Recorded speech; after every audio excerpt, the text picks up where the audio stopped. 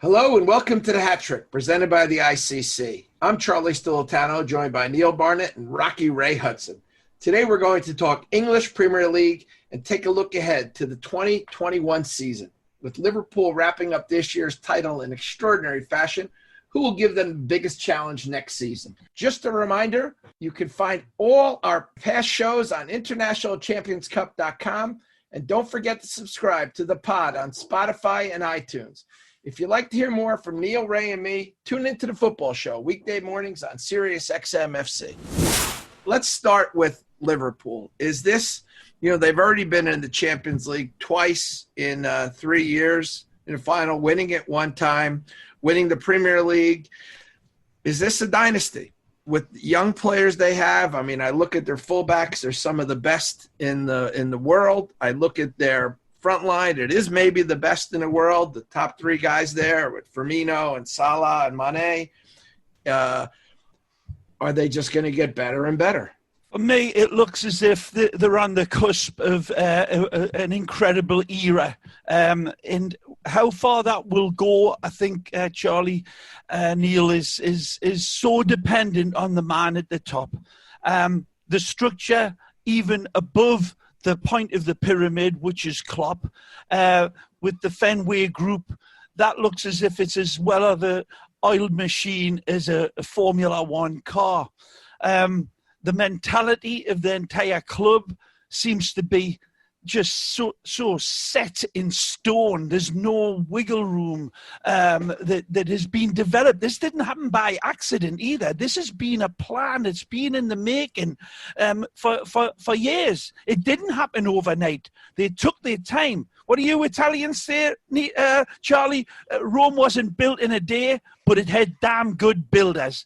And that's the way it looks for me with Liverpool. Jurgen Klopp says he's just the last few days planning to see out the 4 years of his contract. He ain't going anywhere. He's happier than a dog with two tails. It goes right through to 2024 at Anfield, so that's great news.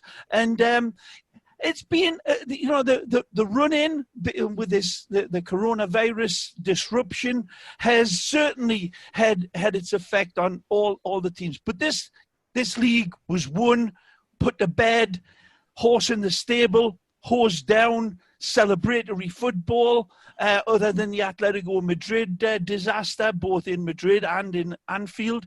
But they were beaten fair and square. And the FA Cup disaster at Chelsea.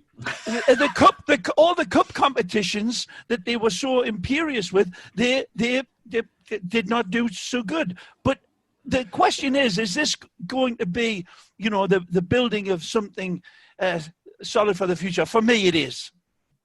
Charlie, let me ask you a question with Liverpool. Sorry, Charlie, I just want to come out on this immediately because it won't be a dynasty in England, no, because we don't have them. We have a dynasty in England. Isn't language a wonderful thing? Can't be having that, No. Can't be having that. No. And when that television program was it the 1980s came out, it was the first time in England we'd heard 70s. Dynasty. Dynasty. 70s. They call it English. They can't speak English, these flipping Americans. Dynasty. In Newcastle, we used to call it dysentery. All right. I have a question for you, Neil.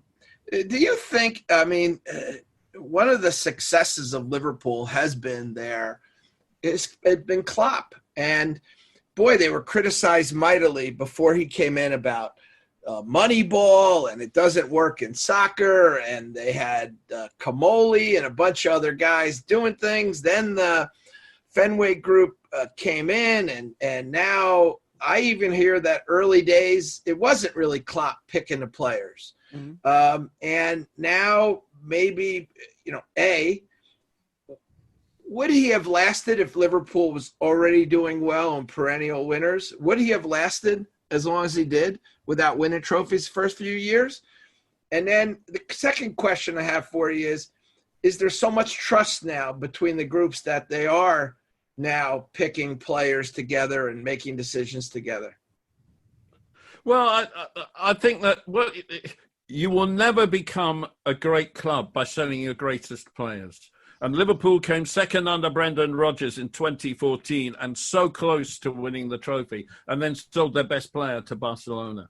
And they went backwards. And in the Champions League the following season and in the league, they were poor. And Brendan finished up getting sacked. I thought he was very unlucky. Now, Jurgen Klopp took over and had to rebuild from the beginning, because that team also lost Jamie Carragher, who was their central defender. They lost Steven Gerrard. I mean, the two pillars upon which the team had been built for most of this century. And so they'd lost their two pillars and their best player of 2013-14, and they had to start again. I don't think they would have reached where they've reached this quickly without Barcelona being so stupid as to think they could replace Neymar with Philippe Coutinho. As you recall from our talks on the football show, also say to Jimmy Pilata selling him Alisson and Salah. Well, I'm going to come on to that. But Coutinho was never a top Premier League player for me, never, because the Premier League is physical and Coutinho isn't. And he's one of these modern Brazilian players. I always put the blame on Robinho for being the first, who are like leaves in the stream. They get swept to the periphery and they only show their skills on the periphery. Coutinho is not for me. I've seen him brushed aside too often. He didn't make it in Italy either. And everyone was saying when he first burst on a scene at Liverpool that, boy, Inter's the stupidest club in the world. But it seems to me Barcelona's the stupidest club in the world. So they got the money from Barca, and they spent that very wisely. Who was responsible for that? I don't know. But that is how they got to where they are. What I want to do now is, if they are to become a dynasty, I want to compare them. Or a dynasty. Yeah, I want to compare them to the Manchester United one of the 1990s, the first Alex Ferguson one, if you like. Because in order to become that, what they need more than anything else, Charlie, is to keep their best players fit. Now, I can take you through the 1990s and I can tell you this. Every time Manchester United did not win the league in the 1990s, it was the years where Ryan Giggs' hamstrings let him down. And he had a lot of trouble as a young man going into the prime of his career, all the way through his 20s with his hamstrings. And he missed a lot of games. And when he missed most games, it was when those were the years Manchester United didn't win the league. And in the end, Ferguson went out and bought a player that everybody's forgotten about called Jesper Olsen, a Danish winger. Sure.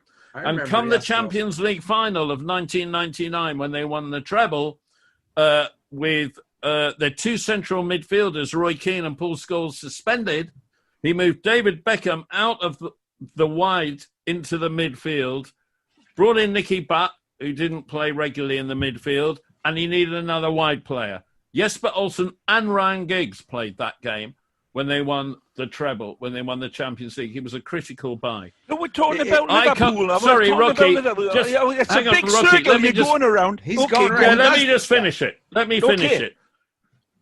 The way Liverpool are now, they can go on and win the league for several years running with what they've got. But should Alisson or should Van Dijk pick up an injury, they won't. Good point. But I think your bigger point was, Neil, that the dynasties are over, and I think that is an inarguable statement. When you look at Manchester City, you look at this rejuvenated Man United team, the new management at Spurs moving it along, maybe not in the most wonderful, superfluous football flowing way, but he'll get the results, make no doubt about that next season. Arsenal under Arteta looking better, your Chelsea looking young and rejuvenated themselves with a wonderful, vibrant coach that has a great connectivity with the manager, with the owner and with the squad. It's a good coaching regiment that is a real connection with the players. Make no mistake, that should pay dividends. And then, you know, they're the cream that we're going to be talking about here. But for Liverpool, what I see is that entire Lego system, that each of the pieces are fitting together so wonderfully. The manner in which they spend their money, the investment in big investments have all hit bullseye. Virgil van Dijk, Fabinho, these were expensive players. The goalkeeper, Mo Salah, these were calculated gambles that have paid off beautifully, and you never hear about any disruption. It's the injury situation, perhaps, that may distract. And I think the midfield has got to be enhanced for this Liverpool side to give Klopp an extra variation on this theme that is Liverpool. Now, aren't they just tweaking, Ray? They only tweaking. They don't have to build again. Exactly. But they have one other problem as well on this. That front three is brilliant. Origi's done his job as the backup by helping them win the Champions League and with his performance against Barcelona in the semis. But he's not improved as a player since he's been there, and he's not good enough should he have to play long term. They signed Maritimo last January from RB Salzburg, and so far there is no suggestion that he is going to be good enough should any of the three forwards be injured. Keita's not worked out well either. Keita has definitely been a disappointment. Keita's been a disappointment. But Shaqiri, but Shaqiri is the other forward they've got who has never done it at a big club and doesn't look like he's going to do it at a big club again. He failed at Bayern Munich, he failed at Inter Milan. So I think they need to find a fourth forward who can compete for those three places. Now, they were in for Timo Werner, and they pulled out for, it seems, financial fair play reasons. But they need a goalkeeper, a centre-half, and a forward who can come in should any of those be injured. And I think with so many games in the season, if they do well in the Champions League, it's going to let me ask you this. Let me ask you this, both of you. One word answer, then I'm going to move on to a new team. Ray, will Liverpool repeat next year? Gun to me head, I would say yes, given the superiority over the also rans, because that's what the rest of them were. They were never at the races once it hit the halfway point, and Liverpool just kept on pulling away more emphatically with more exclamation points about them. A happy gun galleon ship, as I like to call them, and firing on all fronts. If Neil is correct and they do enhance their team a little bit more, it'll be a challenge, Charlie. Let's not kid ourselves. This isn't going to be an easy repeat when you look at Man City having their noses well and truly rubbed in with Man United starting to look like the real Man United. And as we said before, Chelsea, Arsenal, Spurs, I'd put those three all inside that circle. But I think Liverpool has certainly got the opportunity to repeat next year, given the manner in which this team plays and the manner in which the coach operates. If, as Neil says, they get that little bit of extra help, and I'm not talking about blockbusting signs, but a little bit of sweetening of the pot for them. And let me just say last thing, Charlie, that doesn't always work out, because Naby Keita, the one that you brought up there earlier, Charlie, that is an example. If this should have been a prime fit, this should have been another absolute jewel to what was already the champions of Europe and the champions of the world. It didn't work out, and that's football. Well, I would Neil, say, can you give us a one-word answer? If they keep those critical players fit, yes, they can do it. If Manchester City don't buy a proper centre-back to play next to Laporte and a replacement for Fernandinho in midfield, then they'll definitely do it, Liverpool. All right, I'm going to now switch gears to Man City. What about your one-word answer? What about your one-word answer, Mr. Stilicano? Yes. Thank you. Yes, Liverpool will repeat. Here's what I'm saying to you. The next one is Man City. A big development today that we learned this morning. We're recording this on a Monday. You'll be hearing us tomorrow, Tuesday. The Man City, if you will, all charges that, well, not all charges. Their fine was reduced to 10 million versus 30 million Swiss francs before this. Euros. And their Euros. 2-year ban on the Champions League has been lifted. So, I mean, with that in mind, not only is Pep Guardiola going to stay, all indications, but players like De Bruyne, probably the best midfielder in the world right now, is looking, he's going to stay. And now they just have to tweak. What does Man City have to do to compete? Also, Charlie, it will mean that they get an extra probably 100 to 200 million pounds worth of income over the 2 Champions League years that they were banned for. And they can spend that in the transfer market. Or Correct. They can spend that on players. So maybe that's a different pod for a different day, because that's a whole... In terms of purchase. Yeah. But that's in terms of purchase and in terms of salaries. As I just said, Kyle Walker, the whole defence is not working. Kyle Walker hasn't had a good season. They signed Cancelo from Juventus.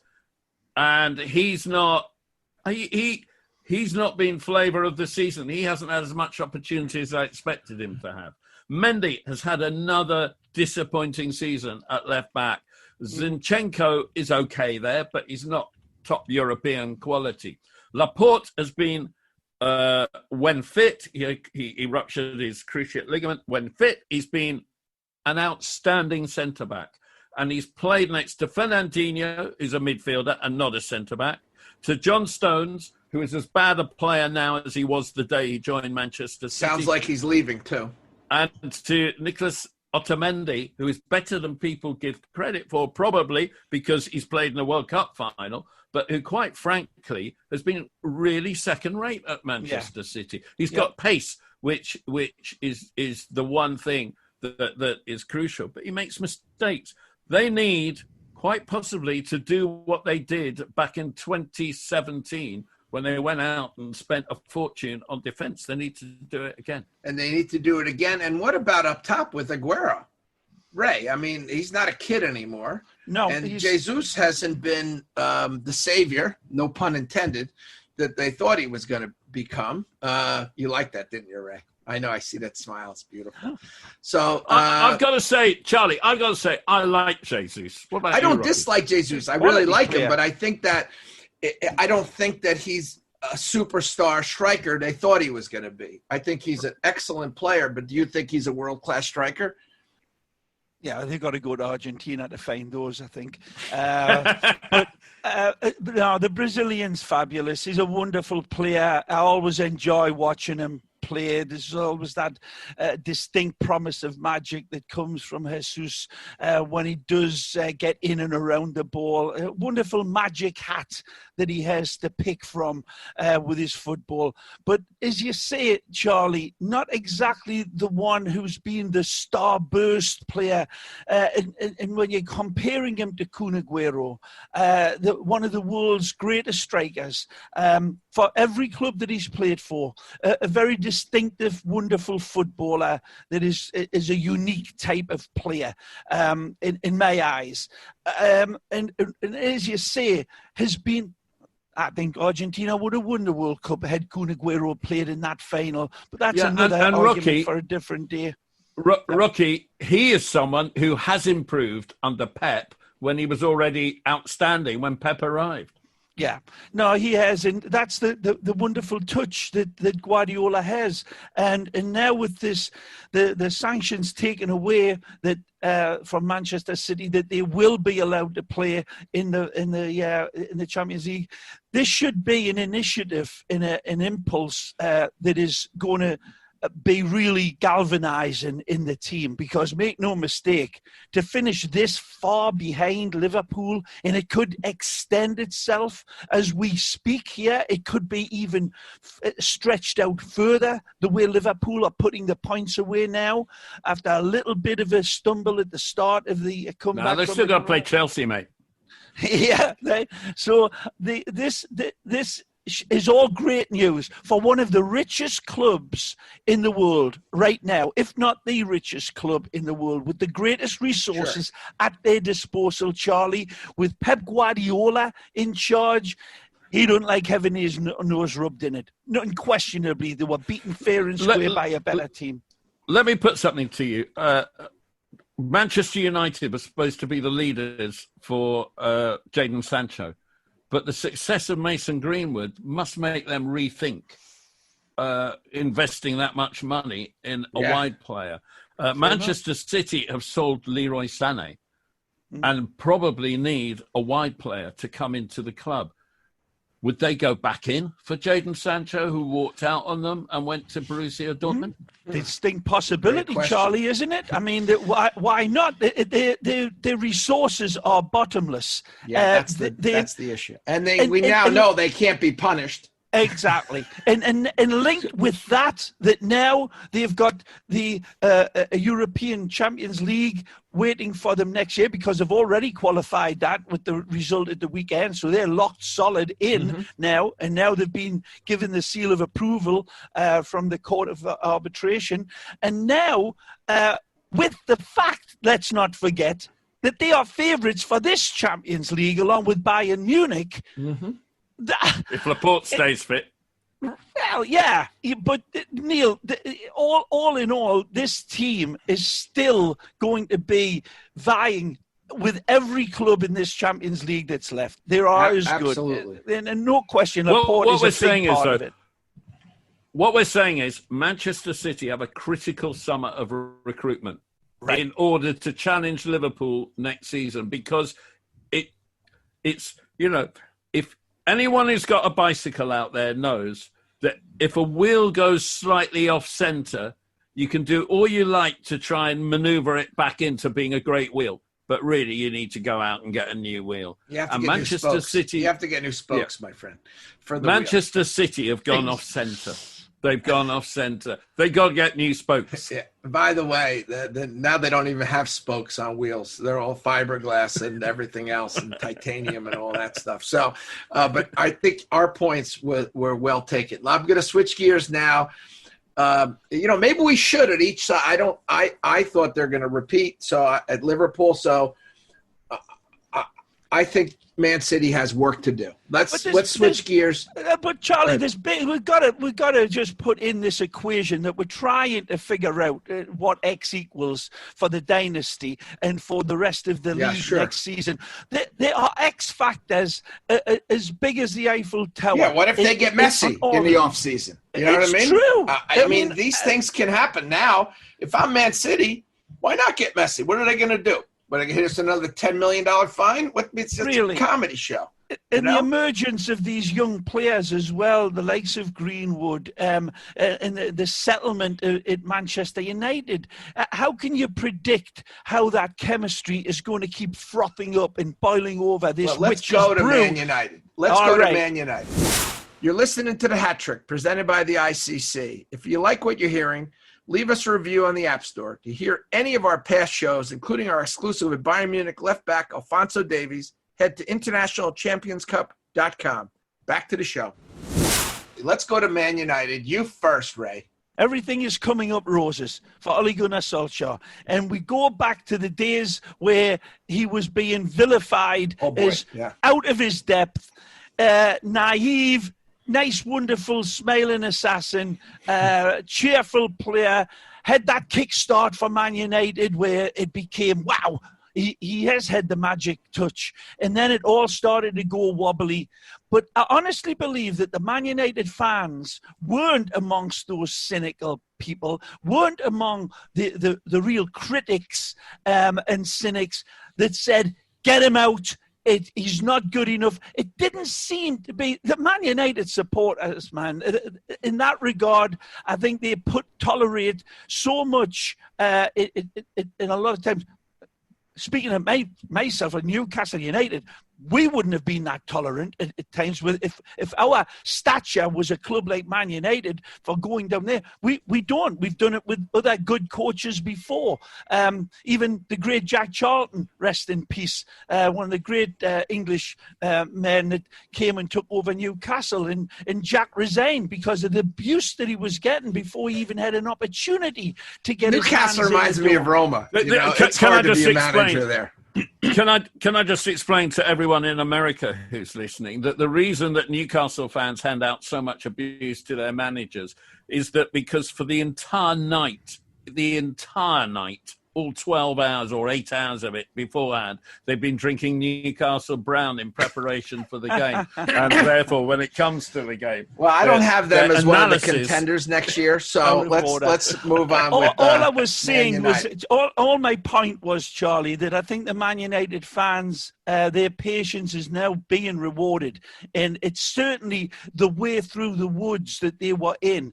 The Bruno Fernandes assignment. This is just show you what you and Neil have been saying. That one signing, I'm not alone, like Neil was talking about with Manchester City, or even, well, to an extent, the enhancement of Liverpool, where you're going to get players into these clubs, maybe 2 or 3. The Fernandes signing was an absolute... it was a sparkler. Genius, wasn't it? It truly was. Now, I go back because on our football show on Sirius XMFC, I stated, this kid's the real deal. This kid's a footballer. After I had seen so much of him in Portugal. Yeah, I saw him in Italy. Udinese, he was fantastic. It was a tremendous player, but he wasn't one that was on everybody's radar in England. The regular punter that goes, Bruno Fernandes, yeah, maybe I've heard of him for the national team Portugal, but nothing in the regard that would be put on Real Madrid's or Barcelona's radar. But for Manchester United, he has had such a knock-on effect. The new signings at the back have looked better because of the way they're playing in a forward, front foot Manchester United energized way. Pogba looks a different player. The lads up front, Martial, where the hell's he been? And it's all come down to a wonderful, interesting point, guys, for this Man United team to really throw a big monkey into the wrench with the way everybody's predicting Liverpool and Man City going on next year. Man United are a very, very dangerous dark horse. Manchester United's situation has changed in 1 year, because at the beginning of the year, they set about doing what Manchester City did back in 2017. They sorted out their defence. They signed Wan-Bissaka, who's a very good defender, not great going forward, but a very good defender. And they signed Harry Maguire, who has not only done his job, perhaps not absolutely sensationally, but he's done his job, but he's made, next to him, Lindelof, a better player. Yep. And the player that they signed, who was a very good under-21. Is De Gea good enough, Neil? Well, I'm going to come back to that. They then, in January, sorted out their midfield. They had McTominay or Matic. They had Pogba. They went out and they got Bruno Fernandes. They've sorted out their midfield. And Mason Greenwood coming through and maturing at such a young age has sorted out their attack. So we were expecting that this summer they would have to sort out their attack. But they don't have to now. Right. So now their situation has changed. Now they can pick off where they want to improve. And I would say those places are, I'm sorry, United fans, the goalkeeper, David De Gea, and the left back, Luke Shaw. I personally really like the kid that they brought in, Brandon Williams. Is that his name? I think he looks as though he's got great potential. But Ole Gunnar Solskjaer sees them train every day. He thinks Luke Shaw's the better option. So he is the better option. So maybe he's not as good as I think he is. In that case, they need a better left back for me. But they can improve now, because they know that their structure, their basics they're going to compete. Look, I've been very impressed by them, and Bruno Fernandes has meant so much more to this club than I think anybody thought, including myself, who rated him very highly. And in a sense, because he's been the missing link, if you will. He's been that puzzle piece that came in and changed everything and changed Paul Pogba. Yeah. Also, you got to say this, that maybe if the pandemic hadn't hit, Ole might not be in this position right now, because this is, it was tough times. It was tough times. Pogba was injured. Things weren't really going well. And if they continued to really lose it, everyone was talking about Pochettino coming in. Who's going to be the next manager? It's Allegri coming in. I mean, so many people wrote Ole off. I mean, and I don't think any of us three we were more wait and see. At least I know I was wait and see. Let's give the guy a chance. Yep, but he might not have gotten that chance. But now you got Pogba healthy. You got everyone playing well together. And Mason Charlie, Greenwood is the real deal. Let me ask you this then. What about the people, and you know these people intimately, the hierarchy at the top of Manchester United's executive branch? Mm-hmm. What was their feeling towards Solskjaer when, after it started out so like a pyrotechnics fireworks show once he got in and they got that wonderful sequence of results, but then it started to go distinctly wobbly and all sorts of... What was the feeling of the Man United hierarchy? Was it the same as what it was, do you think, with Sir Alex, when there was 3 or 4 seasons where one catching fire too well? What was the manner? I think that well, look, here's what I can say about the hierarchy. I'm big fans of the Glazers and Ed Woodward and the crew there. I really think that they always have the club in their hearts in the right place. I also think they're not the type that just changes managers to change managers. I think the only guy that got a raw deal really was David Moyes. I think he got a raw deal because they didn't really want to entrust him with buying players and bringing players in, and he was.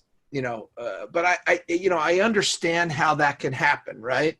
Is he the right guy? Maybe we made a mistake. There's a lot of turmoil. Who wants to be the guy following Sir Alex Ferguson? Nobody, right? Maybe the greatest manager in any sport of all time, right? So let's. I don't think he got the best shakes. But then they brought in Louis van Gaal. They gave him a long runway. They gave Jose Mourinho a long runway.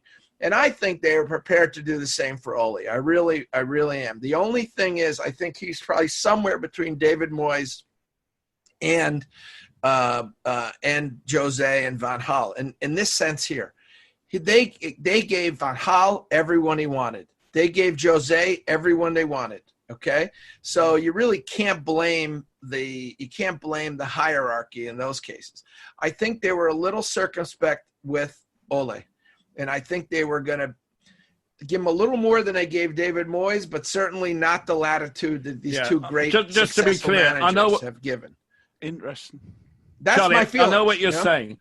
Mm-hmm. I know what you're saying. But when you say they gave Jose everyone he wanted, what you mean is he selected who came in. But, of course, he wanted another centre-back to start the last season that he was there. And they wouldn't give him that because he'd signed 2 in Bailly and Lindelof. So they didn't give him who he wanted per se. They gave him he was responsible for the ones who did come in, is what you're saying. Right. And what I'm saying, you're exactly right, Neil. That's what I'm saying. And that, they gave them players. And I think Ole, I had a conversation with some of the hierarchy, and Ole was, it was looked at as if there were some people internally and externally that are former Man United people that said, you really got to get everyone you need now. And Ole's like, I can only get so much. We've spent so much money with the past managers.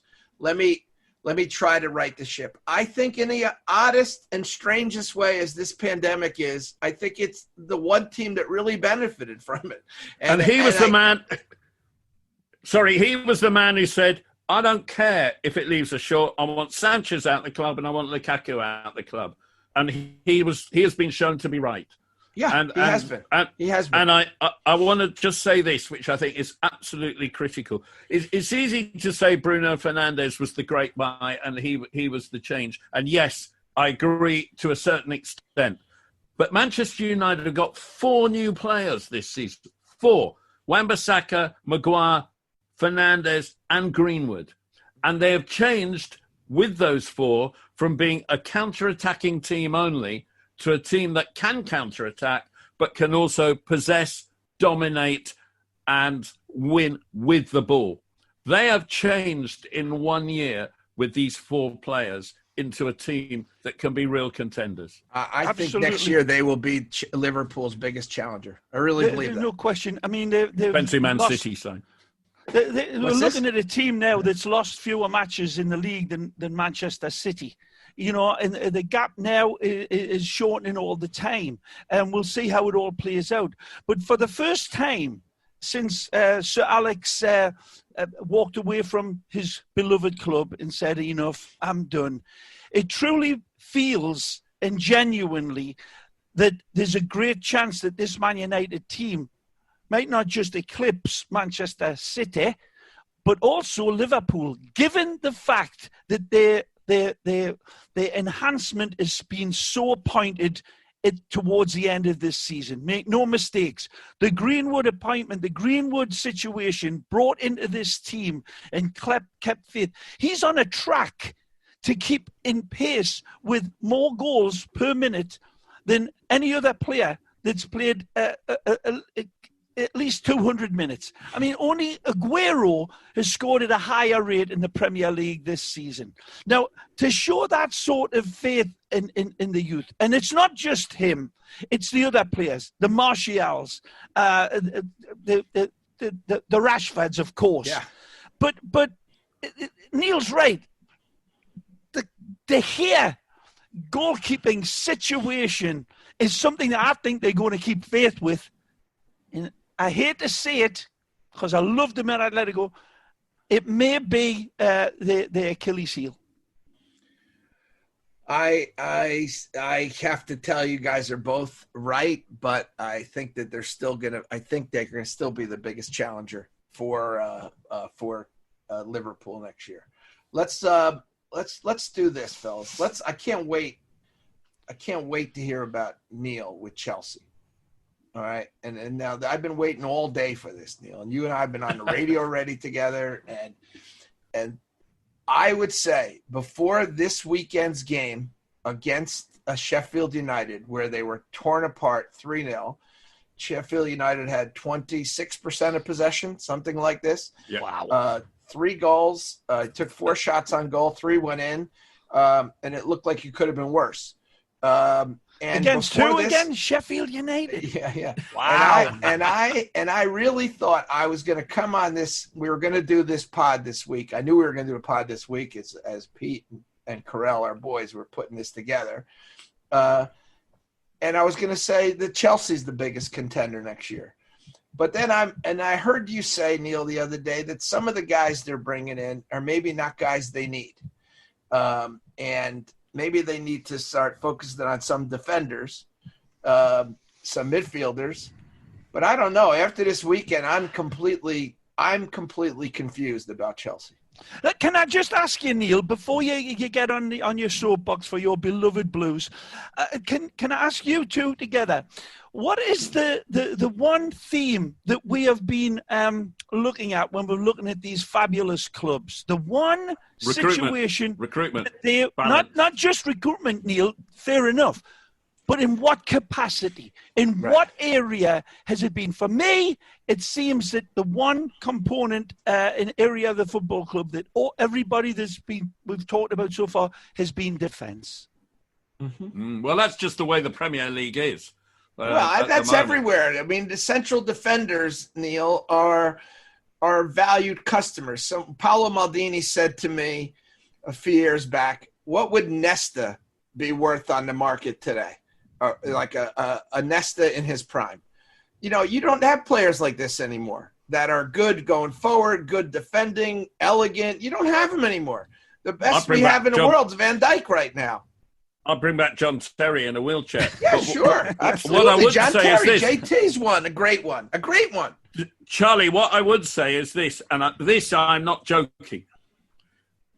Out of Chelsea's 4 central defenders this season, Andreas Christensen, Tony Rudiger, Kurt Zuma, and Fikayo Tomori. Out of them, and looking over London to Crystal Palace, where the 33-year-old Gary Cahill has got a better defensive record in his team than Chelsea have in theirs, and has got their team mid-table compared to all those teams down the bottom shipping goals for fun. My God, he would be the first choice in the Chelsea defence if he was still at the club.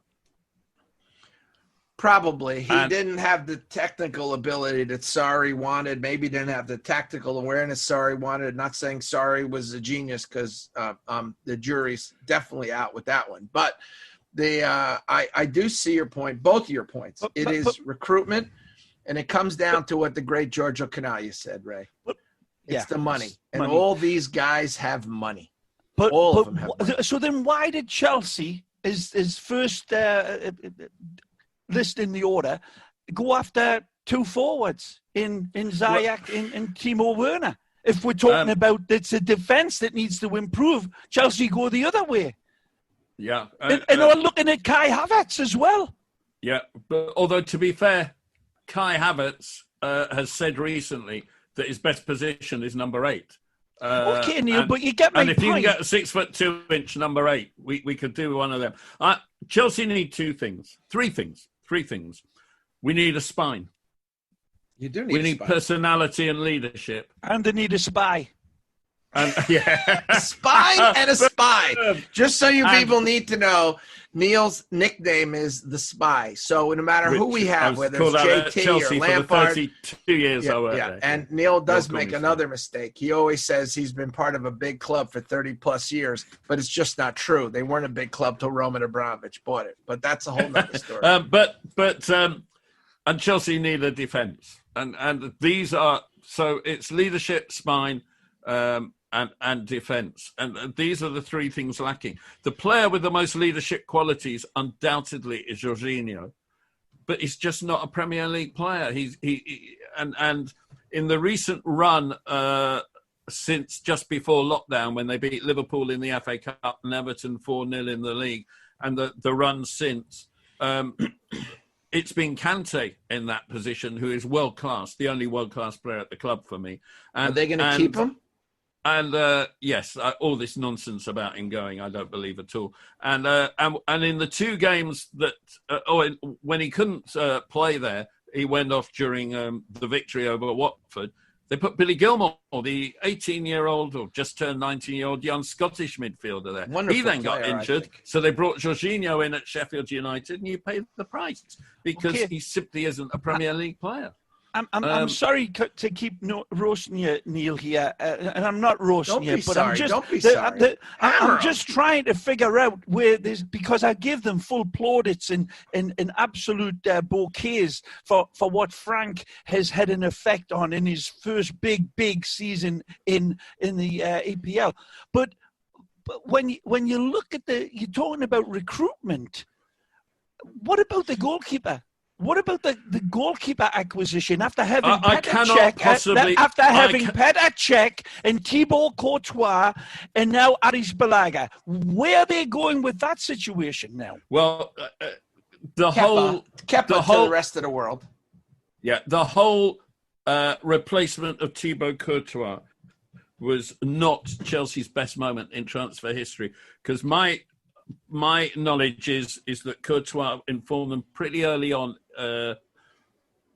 in the year that he was going to leave at the end of his contract. They delayed, and in the end, they had no replacement available when he left. They paid the same amount for Kepa that they got for it's basically a swap.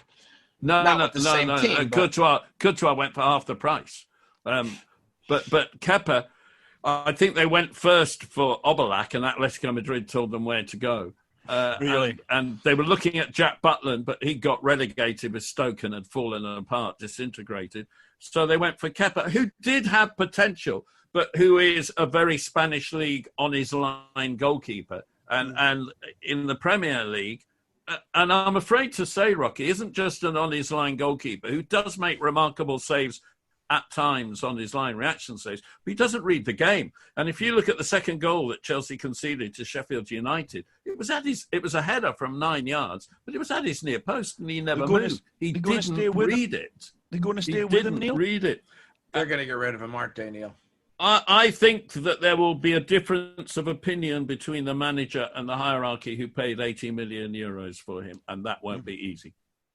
And I think will they be as good as we thought they're going to be, Neil, before the game last week? They won't be bad. They won't be bad because there is a lot of talent there. But let me just put this to you.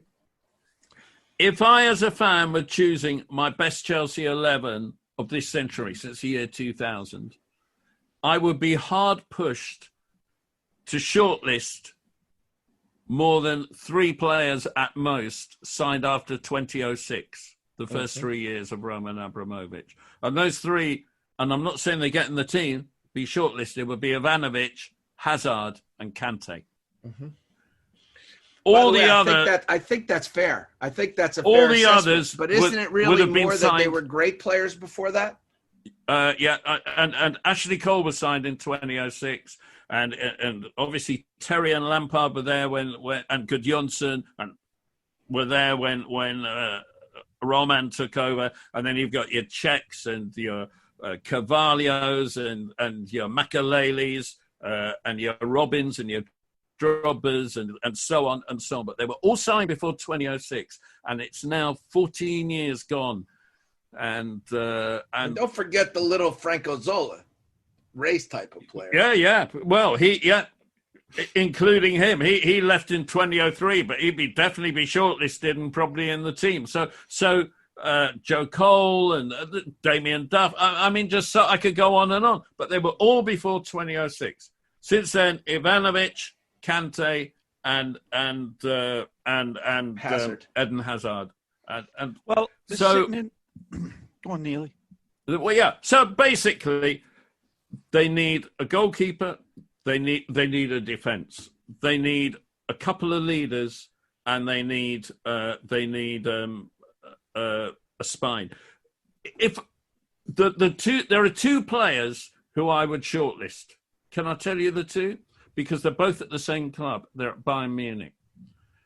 I've seen a lot of Bayern Munich in the last couple of years, and the guy who I think would be gettable this summer, because I think he'll lose his place in the side when Stula is fit again, is Jerome Boateng. He's 31, he's slow, he's not the player he used to be, but he's a man, he's a leader. He'll gather the young talent around him, and I think for 2 years he could teach I think they could get him easily. Yeah, how to win and how to play and how to win trophies. David Alaba is 1 year away from end of contract. He's told the club he'd like to find a new adventure. For me, he's one of the 2 or 3 left. I know he's played centre-back recently. He's one of the 2 or 3 best left-backs in the world. Alaba and Boateng will do you a deal. You can have Jorginho in return. As we speak, Chelsea are in 3rd position right now. Given the new signings that they've already made, and given the resurgence of Manchester United in both in their recruitments that have started to look very, very polished, and Man City's certain quest to regain their title, Liverpool's almost immaculate stature, I've got to tell you, Neil, and with Jose at Spurs having an effect originally, and Arteta, I will be surprised if Chelsea finish in this position next season. Yeah, I would stay right now, even with the signings, and given the chemistry that it takes to get that team in flux the way Frank wants them. And I love how Lampard has had an effect right from the first game that he's on. This isn't the problem with Chelsea, but there's a lot of work that needs to be done with this club. Of all of the ones that we've talked about, I don't think they'll do it. Rocky, this coming summer is actually the summer that Manchester United had last summer, where you start again. We've signed Werner and Ziyech, who I think is a terrific player, by the way, the Moroccan international from Ajax already. We need another 2 signings at least defenders, and we probably need three of that quality. 3 or 4. I mean, we need a goalkeeper, at least one centre-back. That One might left improve back. the other centre-backs, a left-back, Right back. and a number 8. So we need 4. You're not going to get that. You're not going to get 6 in one summer. That's how recruitment goes. It takes a long time. Well, it does now with financial fair play. It does. Mm. Unless you cheat, it really does. It's Yeah, hard so- to get all those guys unless you cheat. And that's So we just need the 2 of fair those reality. 4 at least this summer. Yeah. And look, Neil, let's be honest. You were able to do what Chelsea did because there was no financial fair play. And when you talk about since 2006, et cetera, right, you're really talking about post-financial fair play because it's But I'm hard also to talking go out. about.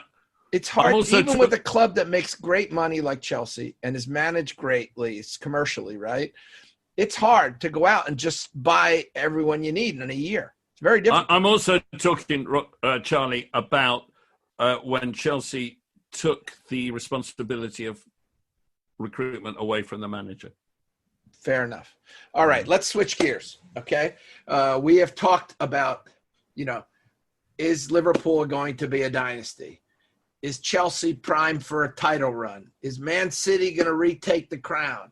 Is Man United waking up finally? We've talked about all these different wonderful things, all right? Now, I think there's 2 more in my mind that can compete. And if I'm wrong, and there's more than this, please let me know. I'm not putting Leicester in here at the moment, but you can if you want. But let's you know what? Let's talk Leicester, Spurs, Arsenal. Is there anyone else that should we Wolves. talk about Everton, Wolves? Wolves resurgent, and it depends All right, what so happens let's at talk St. about James's Leicester. Park. Excuse me, St. James's Park might be in for a bit of a renaissance. Well, look, Ray, I think that when we have 4-hour pods, Rocky's we been should on the bring them in Newcastle there. Brown, But everybody. 1-hour pods should really be limited, I think, to something that's realistic. So, but all right. So, all right. The second half of this podcast, which it can't be a second half because we'll be talking for 3 hours, will be those. Sorry, can I just explain, Charlie? Can I just explain that that Rocky has 2 kinds of dreams? He has sweet dreams, which are red and blue, and he has nightmares, which are black and white. Okay. Well, that's fair enough, kid. Barcelona and They're both Newcastle. nightmares. Let's go this way. Let's first talk about North London, about Spurs and Arsenal. Ray, you start us off here. There was a game just this weekend. Spurs eked out a win 2-1. I say Arsenal really gave them the game. Arsenal, there were moments when they looked okay. A lot of young players coming up. And Spurs, I think Jose took their opportunities at Spurs and they won the game 2-1. Pretty much an even game, though, at the end of the day. It wasn't a game that we went, wow, these teams are great, or these teams. It seems to me both these guys have a lot of work to do if they're going to compete with Liverpool. Totally. And they knew it coming in. With Arteta, looks as if he might have some real problems to figure out ahead with the way that Spurs play. I think in this manager, always very, very organised and effective under Mourinho. Not the most scintillating aesthetic game that are going to charm the birds out of the trees, but it's Mourinho. And that part of it carries a hell of a lot more weight. With all due respect to Arteta, who I loved as a footballer and learned at the knee of Pep Guardiola, he'll have a different sort of effect. But Mourinho's manner, Neil, I think, with the way they're going in, it was personified at the weekend in that game in the North London derby, played in front of the desert again. Both teams have got problems. Both teams have got major ones that these one is a major world-class manager that will sort it out in the off-season. And Arteta will do it in a different way. It seems that he is more of a working with what he's got and trying to influence his manner in which his players react to, With Mourinho, it's his way or the highway, and he'll get his message across better for me. And it proved to be the case and that's what tipped the game at the weekend in many ways. So it'll be interesting to see how they go. But I would take Spurs again to finish above the Arsenal slightly, not much in it. I think Arsenal are slightly in the better place because of their youngsters. I wouldn't argue. They've got that first step forward. We can build on this. If we can find the right players to fit amongst the youngsters, they can flourish. I think Saka looks a good player. I think Nketiah has talent. Willock, I've not been so overwhelmed by, but he does keep affecting games when he comes off the bench. He does. I think that if he can get properly fit with a good preseason Tierney, he's going to be a really good signing. I think they need to keep Ceballos. And then they can start trying to build a team from that base. But because they've got homegrown youngsters from Madrid. And let's not forget as well, Neil, this mirage that we're all watching play out in these horrible circumstances when the pandemic, this contagion is eating away at everything that we love in the game, in the sport. What I'm driving towards here is that they're playing in front, these young players that you're talking about with Arsenal, playing in front of the empty stands, may be a nice way of introduction, a new pre-season ahead of next season. But Charlie, how is that going to stand up when the crowds are back and they go on the road, when they travel to more hostile environs than they're playing now? That's where I think that Tottenham Hotspur under Mourinho but that's what get more out of. I don't disagree, but that's where Arsenal's recruitment is so important. You don't go out and buy David Luiz on transfer deadline day. But what I would say as well, Martinelli, who's injured at the moment, and he was a signing last summer. He's a terrific talent. I'm not so sure about Pepe. Right. But then I look at Tottenham, and I just see players who aren't as good as they used to be. That's all I see. And these players got away with it last season in the Champions League, if you can get away with it at such a high level. And really, a 34-year-old guy, Llorente, was the guy who got him through the game, and Lucas Moura. Well, Lucas Moura got a hat-trick, so... Yeah. But I know what you're saying. Everything went through Llorente, and he was, not a kid. The most stupid thing they did was they let Llorente go because he was 34, and they didn't replace him. So they haven't got a backup for Harry Kane. I just think they have a lot of work to do. I think I rate Jose Mourinho. You know how much I love Jose Mourinho. I think they need some new blood in there. They need a load. We're putting them in pretty much the same pool with different variations, of course. Exactly. It's all different. But which one do you think has problems that are more fixable? I think Arsenal can build fix the problems. I think Arsenal can build from a better base. I think that Tottenham have an experienced winner in charge who can cover the cracks better. Yeah. But I think there are big cracks at Tottenham. I'm sorry, Rocky. I really think there are. I think I quite like Sanchez at centre back, but Vertonghen will leave.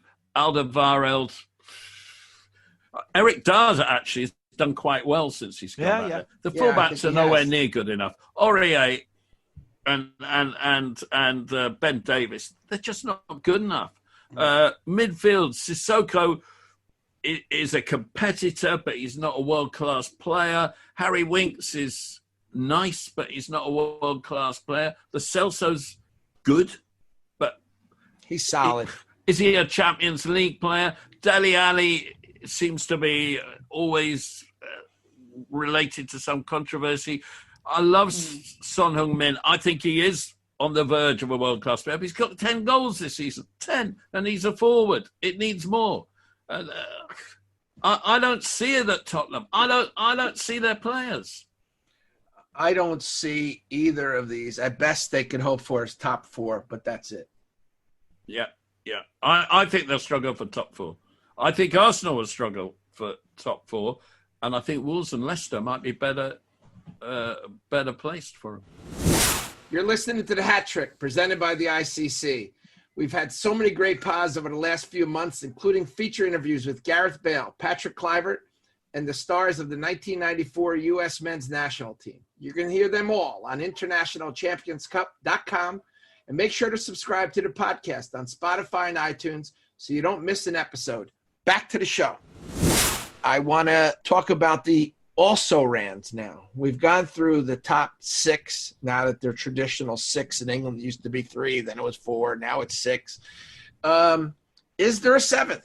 Is Wolves? Is Leicester? Is Newcastle United? Is Everton with Carlo Ancelotti? Are they ready and poised to break into the top 6? Let's start with Leicester. This year, on fire all year, second place. Looks like they're really, you have to say it, it looks like a little bit like Lazio. If they didn't have such a lead, in that run in second and third place, if you will, respectively, that it looks like they're really in danger of dropping out of the top 4, doesn't it? Charlie, I think they will drop out, but you've got to understand that they have lost in the last few weeks the right back, Ricardo Pereira, who's been a terrific player this season, the left back, Ben Chilwell, and then this weekend, through his own stupidity, the centre-back, Soyuncu, who got sent off and will miss the rest of the season. They haven't got the squad to deal with that, right. and that's how it goes. In the end, these teams have to keep a level of fitness of their top players. Wolves have played virtually the same 13, 14 players all season, and so fitness injuries have undone Leicester. But I think that they can spend a little bit of money this summer. I think they can go again. I think the real issue next season is Jamie Vardy, 33 years old, Premier League top scorer. Can he do that another year? Have they got someone to replace him? I don't think Ian Nacho's quite looking the person. Will they sign someone else? Yeah, you're right, Neil. It's another wonderful, wonderful story for Gary Lineker's ex-team, of course. And they've been a pleasure to watch. And right before the they have been. Leicester has been a pleasure. Really, the what they do and what they eke out of it. And Jamie is a total the perfect example of getting more than what you see. And what Brendan has done with the team, again, needs to be thoroughly applauded. They are dropping back. And just Brendan Rodgers said before the lockdown, we're not looking at Europe. We're not looking at anything. We're taking it all in stride. And we're looking to make this team better. It was just, I remember the statement that he came out with, and I thought, wow, that is a really level-headed approach in terms of making his team, taking pressure away from them, and not just on a PR stand. He can just imagine Brendan, wonderful manager, having that sort of influence on his team. We've got a mountain to climb. Let's go for a good climb, lads. How about that? I'm being simplistic, but truly, the manner in which they play, gunning down Manchester City and Liverpool. Are you kidding me? I mean, they were in prime position, and now it's starting to take its toll. Like Neil says, the injuries, they haven't got the covering, and the investment needs to be brought in again. And I've enjoyed watching them no matter what. No, I've enjoyed watching them too. The question is, can they compete? And I think Neil hit it on the head. It's Jamie Vardy's the big question mark for me. Can he continue to do what he's been doing? He's not a kid anymore. He's having a fabulous season. And I think Brendan's handled him well, Charlie. Given that age that he's at, and there's the responsibility of the defending and the pressing isn't quite as focused as what it was when they won their title. It seems to me, Neil, and that's a good thing. How much they'll be able to get out of him next season, we'll have to wait and see. But again, it's another statement of a wonderful manager that he's eased the responsibility on a man, and look at the response. He's leading the league in goal scoring. No, he's done an amazing. Brendan Rodgers done an amazing job, an amazing club, and I think the best they're hoping for is top 6. But let's go with Wolves, and then I'll call them the hopeful ones. Let's quick one for Wolves. With Wolves, I just want to say this to begin with, that this week on the hat trick, Pete Curry isn't producing it because he's taken a week's holiday. So Correa Rafael is in charge. Correa, of course, is a Mexican. And I think one of the most Mexican-American, I might add. Yeah, Mexican-American, yeah. But he's born and raised in Mexico City, by the way. One of the most important things for Wolves this summer, as they become real contenders for top 4, is keeping their best players. Now, I've got to say... And manager. I've got to say this, Rocky. I had a discussion with somebody the other day. If you were Barcelona, who would you sign to replace Luis Suarez? And Raul Jimenez was right up there at the front of the names that we were discussing, the Mexican. Mm-hmm. Would you like Jimenez? Do you think he's Barcelona type player?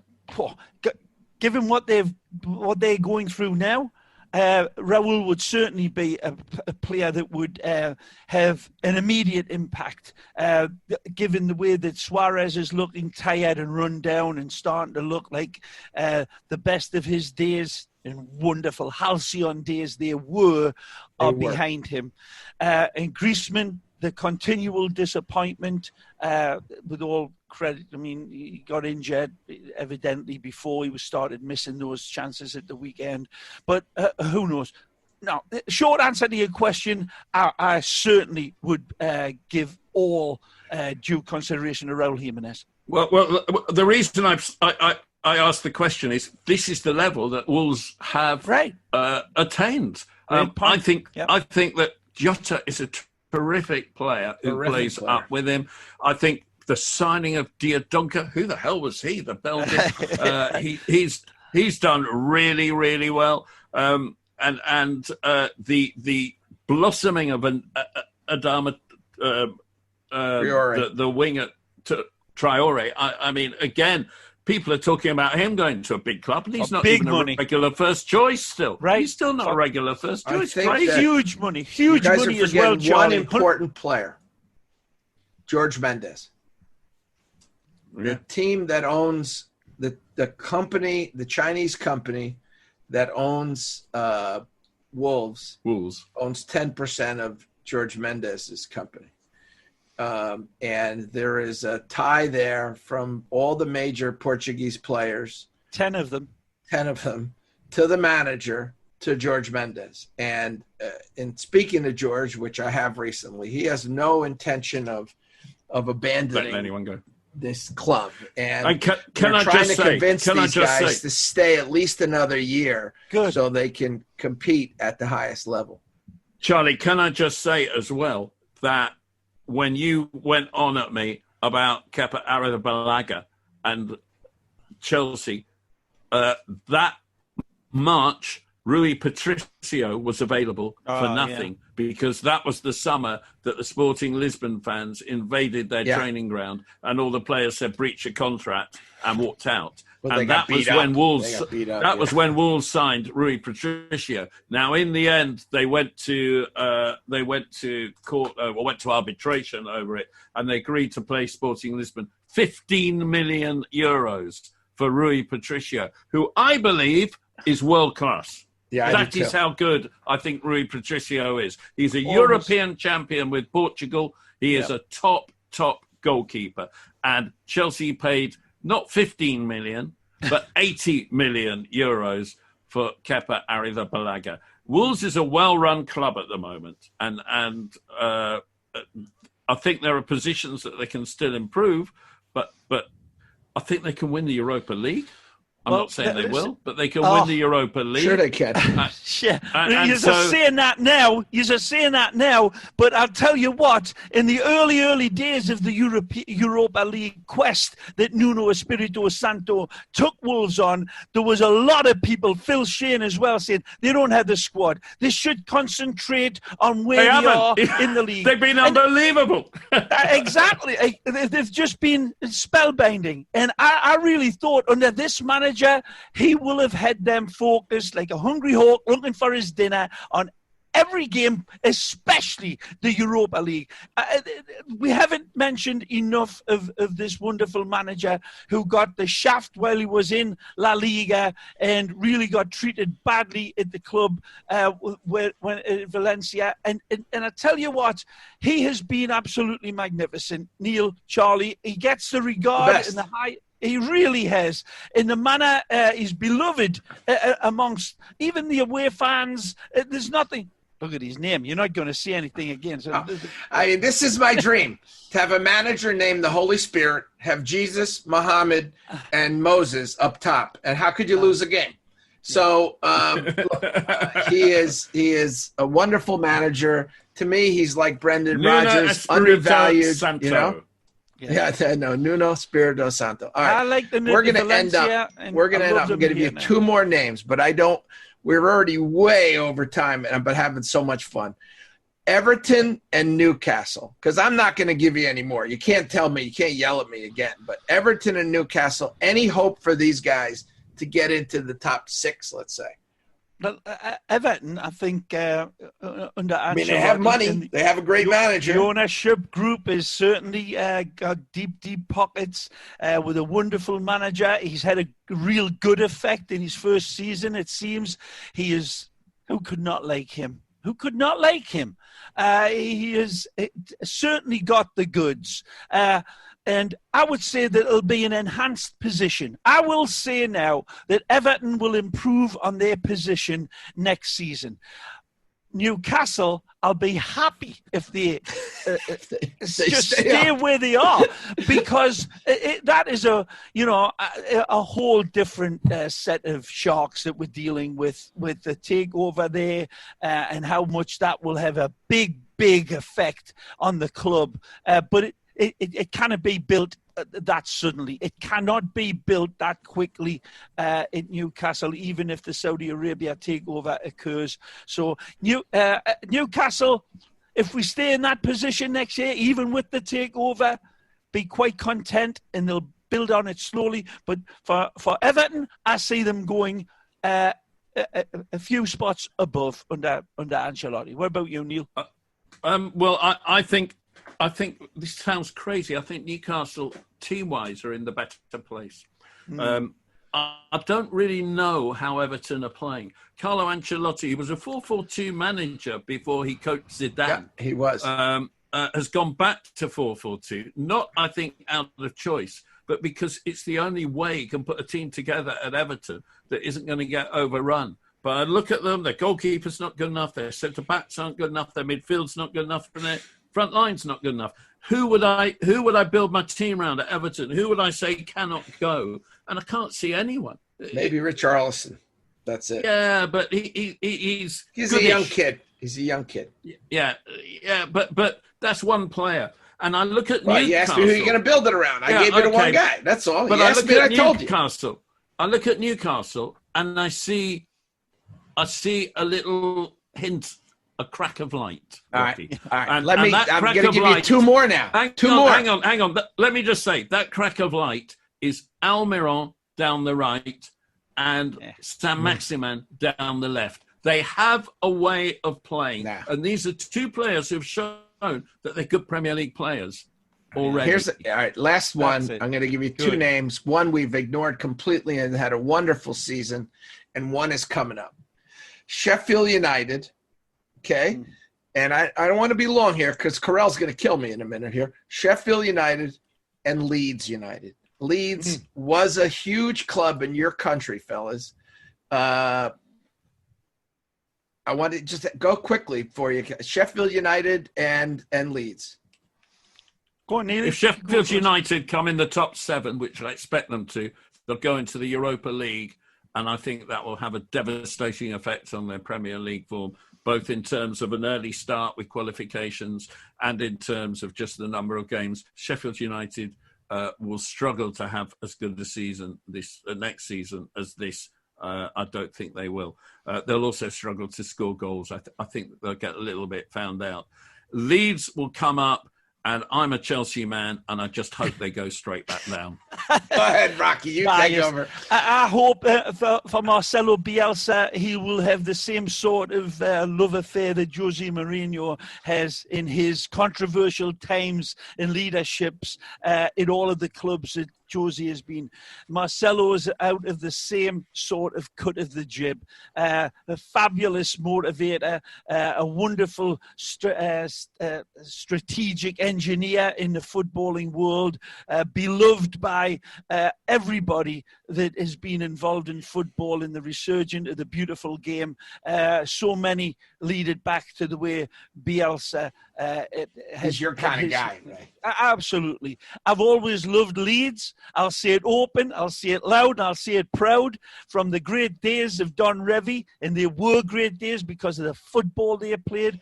Were they dirty? I don't care. They were beautiful and they were entertaining. They were the Oakland Raiders of the league.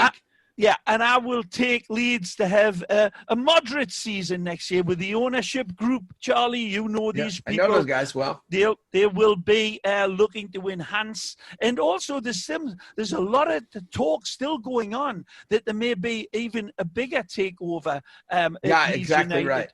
The Qataris, I understand. Exactly. So look, top 6 predictions, and then I got to close this thing out. All right. Give me your top 6. Rocky, you first. I'm taking Liverpool to be champions again in front of Manchester United, who I think will continue the resurgence, and that'll be a real neck-and-neck horse race down to the wire between them and City.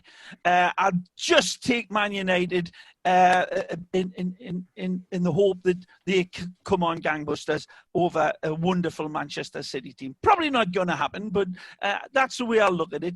And so that's 1, 2, and 3. For the 4th team, I would go with Tottenham Hotspur if it's a normal season, home and away, and then I'd go with Arsenal to edge out Chelsea Football Club. Very, very close between Chelsea and Arsenal and Man United and Man City. But I think Mourinho will have this team travelling well and formatted very strongly next year. So that's me 1, 2, 3, 4, 5, 6. Now I think Rocky's been mixing his drinks with this Newcastle Brown. I'm going to go.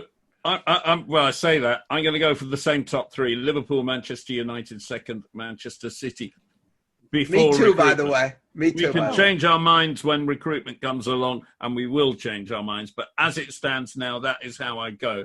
4th place will be between 4th and 5th would be between Chelsea and Wolves, and 6th would be between Tottenham, Arsenal, and Leicester. And then those 2 that don't make the top 6 out of there will be battling it out, possibly depending on recruitment, with Everton. All right, here's what I have. I have the same top 3: Liverpool, Man United, Man City. I'm going to go Spurs, Chelsea, and Wolves. That will do it for today's edition of the Hat Trick presented by the ICC. Remember to subscribe to the show wherever you get your podcasts, and head to internationalchampionscup.com to hear our entire archive, including exclusive interviews with Alphonso Davies and Gareth Bale.